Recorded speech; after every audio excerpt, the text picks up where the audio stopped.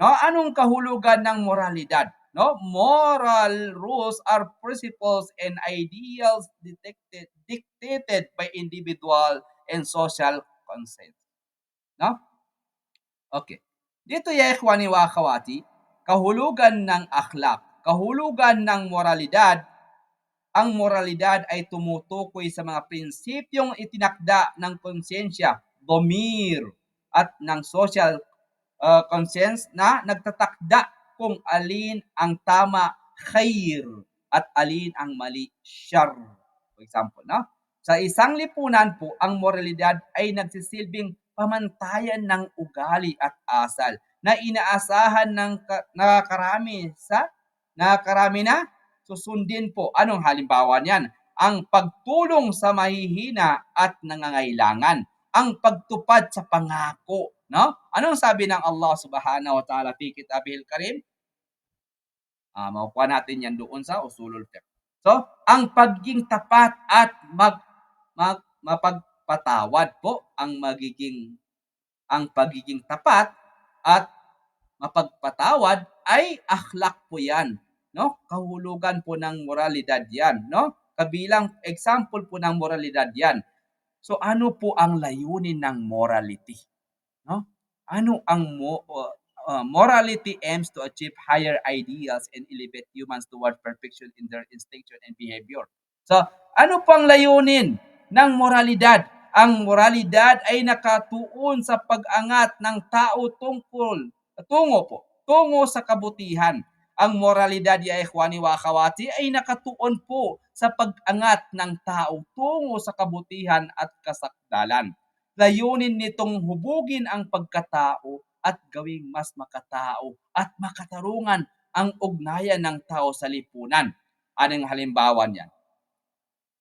Ang halimbawa po niya ikhwani wa akhawati ay tinuro ng moralidad, gumawa ng kabutihan, pagtulong, no? Paghipagkapwa, pagrespeto sa karapatan ng iba, iwasan ang kasamaan, pagsisinungaling, panloloko, pananakit, pag-abuso at marami pang iba. Alam na niyo yan, no? So, ano po ang pagkakaiba sa batas? Sa batas po ya ikhwani wa akhawati, ang batas, kanun, kapag sinabi natin kanun, yung terminolohiya ng kanon ay ang gumagamit niyan Iraq, Jordan, Syria, Egypt,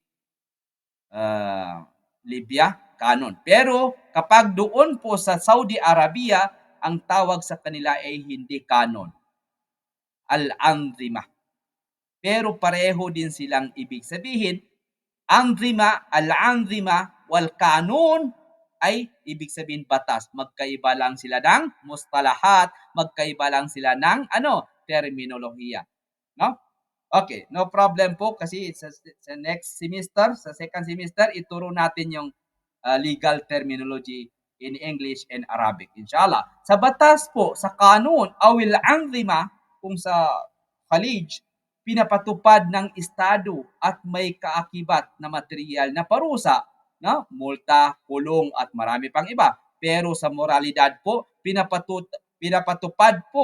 pinapatupad ng konsyensya at lipunan. Ang parusa ay pagkondena, kahihiyan at social rejection, hindi physical o legal. Anong halimbawa ng pagkakaiba ng dalawa na yan, batas at saka moralidad? Kung ang isang tao ay nagsisinungaling sa batas, hindi siya papaparusahan maliban kung ito ay perjury o panliling lang na may epekto sa kontrata. Sa moralidad, siya ay hatulan ng lipunan bilang hindi tapat at mawawalan ng tiwala ng kanyang kapwa. Of course, yan po, no? In short po ya ikhwani wa akhawati, ang moralidad ay panlipunang pamantayan ng mabuti at masama, khair o shar, nakabatay sa konsyensya at social conscience.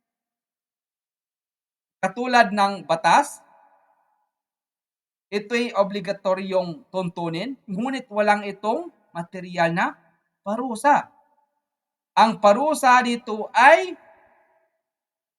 nasa anyo ng panlipunang pagkondena at kahihiyan. Samantalang ang batas ay nagtatakda ng pisikal at legal sa legal na sanksyon. وهكذا. تفضلوا خلاصة الكلام. Law and morality.